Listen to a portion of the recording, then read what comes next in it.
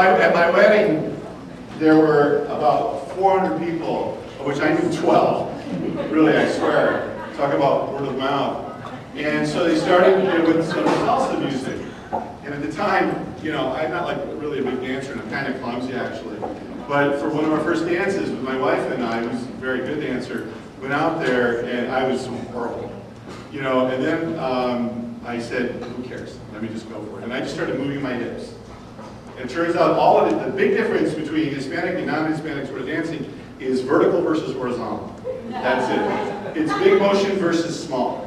Let me show you what I'm talking about. Ready? John Travolta. Right? Big motions, vertical. You know, people going up and down like this, right? Hispanic is all side to side, small. That's it. See, you've got something you can practice.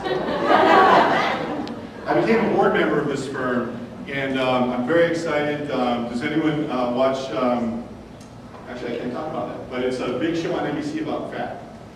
Okay.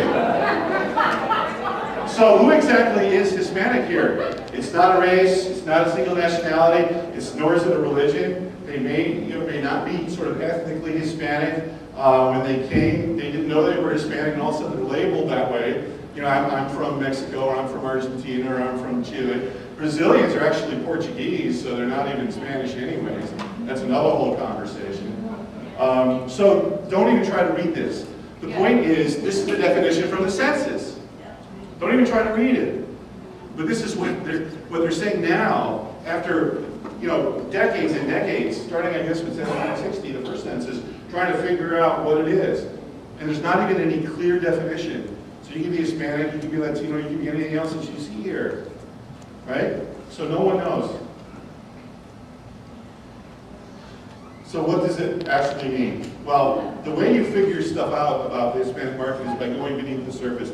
This is similar to sort of the iceberg kind of analogy, or metaphor rather, that I used before. These things do affect everything about how they behave. So someone just holler out one of these, and I'll just talk to you about it. Anything that might be interesting or relevant to you. Just holler out anything in one of these. Okay, acculturation is probably the most complex question there is. Okay, so really quickly, the American dream, immigrants came to the Statue of Liberty, early 1900s. You came because you knew you could not go back because there was an ocean. There was no way to go back, so when you came here, you became American. You adopted almost everything about this country, including its language, and you added a little bit to it, maybe through food and music and other things. Fast forward to right now, there are more new immigrants in this country from 1990 to 2000 than there were in the earliest, heaviest periods of immigration during the Statue of Liberty. So the issue for us as a country and for you as business people is the pace. It's happening a little too fast. Do you ever see those silver balls to show Einstein's relativity thing? Like for every action there's an opposite and equal reaction of those silver balls. That's sort of what we're doing as a country, trying to figure it out. You know, someone whacks from the right, someone whacks from the left, someone whacks from the right.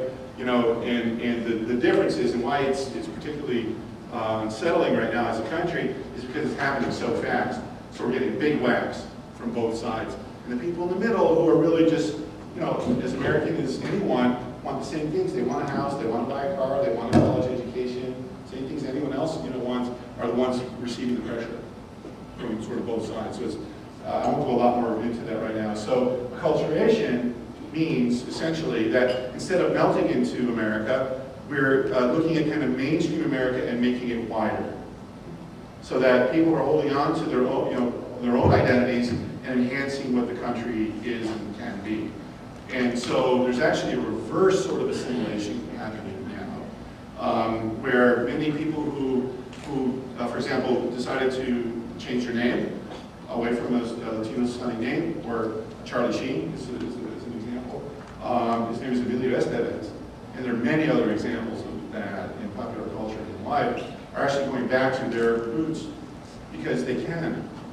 Whereas before, like after World War II, let's say, if you spoke Spanish in Texas, you could get beat up, as being sort of anti-American.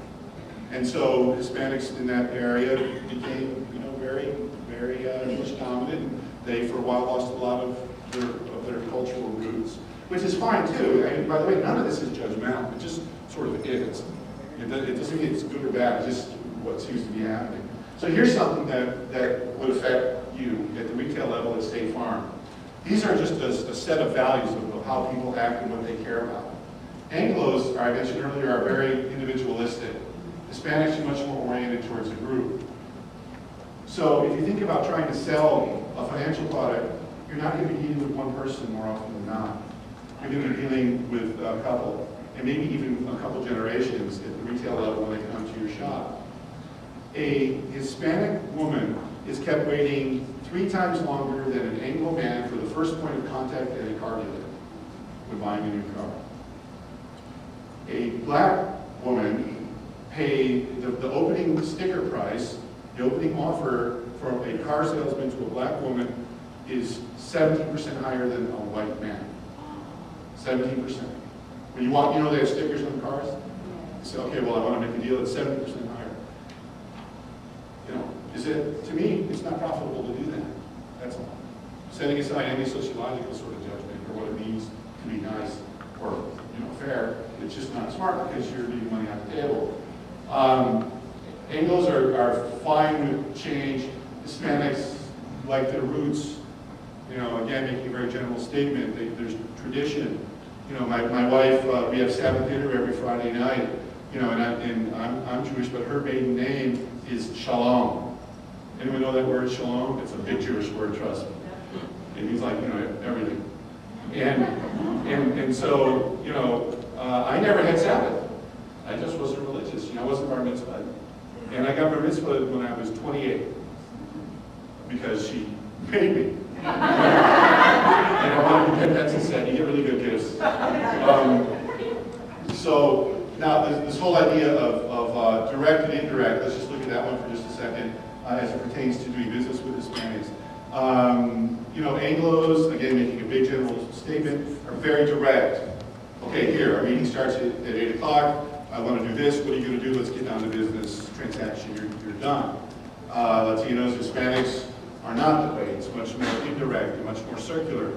It's sort of coming around to the issue that is on the table. So the way that you actually sell someone who is Hispanic or Latino is a little bit more nuanced than you find. And the more direct you are, the more sort of in your face, the further they retreat. There's a lot of data behind that, just so you understand. So let me just get through a couple other things here. The whole idea of pride, you realize that's what you sell. You're selling a person's ability to take care of themselves and their family. Right? That's all insurance is. That's all any of this stuff that you sell is. It's their ability to show that they can take care of their family. There's nothing more. You made it very complex, but essentially that's the bottom line from a value standpoint. So Anglos, on balance, using this particular spider graph, are sort of like this. And basically the way you read this is the higher you are towards this means you're more concerned about image and possessions. This is your heritage. This is how you define your work. Have you ever noticed when you go to a cocktail party and you don't know people, you say, what do? You never hear that in the Hispanic market. It's like, who are you related to or where do you come from? It's a completely different ethos. So let's see a little bit about that.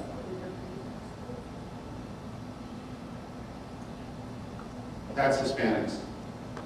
So they're very concerned about their image and possession, extremely concerned about expressing their heritage, not so concerned so much about work or even activity, but it's how they're perceived by people of their lives. And there are all types of ways of